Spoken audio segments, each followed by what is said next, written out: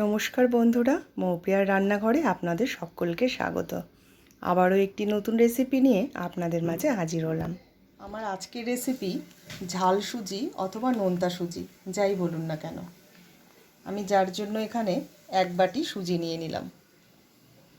আমি সুজিটাকে প্রথমে ভেজে নেব।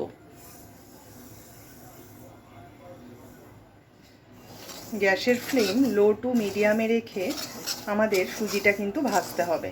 আর সুজিটা ভাজার সময় কিন্তু কিছুক্ষণ বাদেই কিন্তু খুন্তি দিয়ে নেড়ে দিতে হবে, না হলে কিন্তু সুজিটা কিন্তু বেশি ভাজা হয়ে যাবে। কড়াইতে দিয়ে দিয়েছি রিফাইন অয়েল। এবারে আমি এখানে এই ছোট্ট বাটির 1 বাটির মতো চিনেবাদাম ভেজে নেব।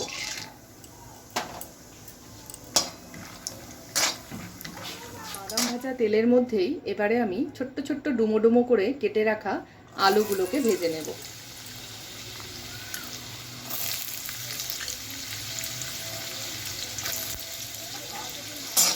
আলুগুলোর মধ্যে আমি দিয়ে দিচ্ছি সামান্য পরিমাণে নুন। আলুগুলো আমার ভাজা হয়ে গেছে, এবার আমি আলুগুলো তুলে নেব। এই তেলের মধ্যেই এবারে আমি দিয়ে দেব ছোট্ট করে কুচিয়ে রাখা গাজর। ঠিক আলুর মতো করেই আমি গাজরগুলোকেও কুচিয়ে নিয়েছি।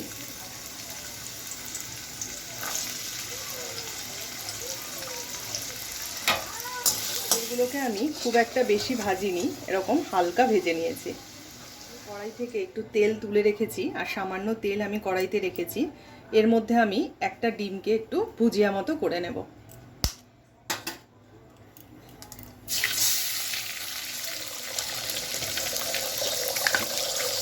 সামান্য পরিমাণে নুন দিয়ে দিলাম এতে।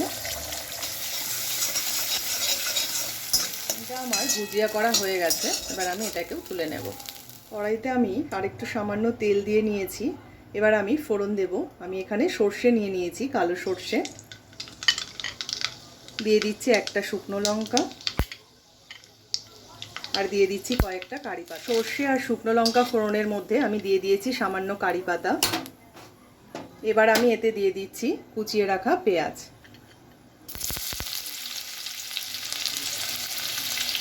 এতে গ্রেট করে রাখা আদা,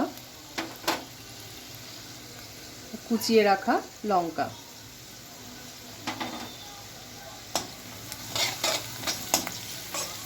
একটু ভাজা ভাজা হয়ে আসলে এতে আমি দিয়ে দিচ্ছি সামান্য পরিমাণে নুন আর দিয়ে দিলাম সামান্য হলুদ গুঁড়ো। এতে দিয়ে দিচ্ছি ভেজে রাখা সুজি।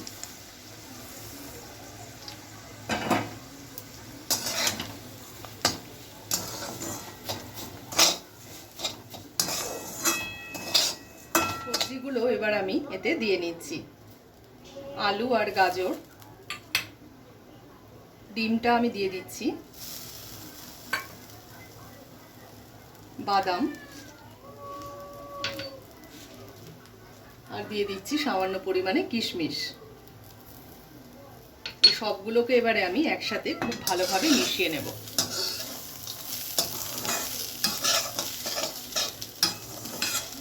আমি একদম সামান্য পরিমাণে প্রথমে জল দেব। অল্প অল্প করে জল দিতে হবে আর সুজিটাকে কিন্তু অল্প অল্প করে নাড়িয়ে যেতে হবে। একবারে বেশি পরিমাণে জল দিলে কিন্তু সুজিগুলো দলা পাকিয়ে যাবে। আবার দিয়ে দিচ্ছি সামান্য জল।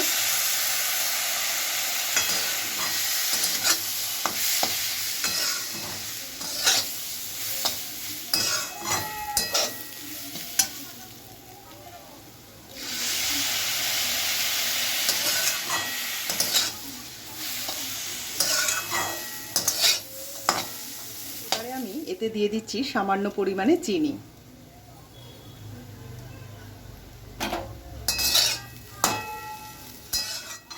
সুজিটা দেখুন কতটা ঝরঝরে হয়েছে। এই দেখুন, একটার সঙ্গেও কিন্তু একটা গায়ে লেগে নেই, পুরো ঝরঝরে হয়েছে। সবজিগুলো যদি আপনারা আগে ভেজে নেন তাহলে কিন্তু সুজিটা কিন্তু খুবই ঝরঝরে হবে, কারণ জলের পরিমাণটা কিন্তু বেশি দেওয়ার তখন দরকার হবে না। আর সবজিগুলো যদি আগে ভাজা না থাকে তাহলে কিন্তু আপনাদের জলের পরিমাণটা যেহেতু বেশি দিতে হবে, সেক্ষেত্রে কিন্তু একটু দলা পাকিয়ে যাওয়ার সম্ভাবনা থাকে। এই দেখুন কতটা ঝরঝরে হয়েছে সুজিটা। আমার ঝাল সুজি কিন্তু একেবারেই তৈরি হয়ে গেছে।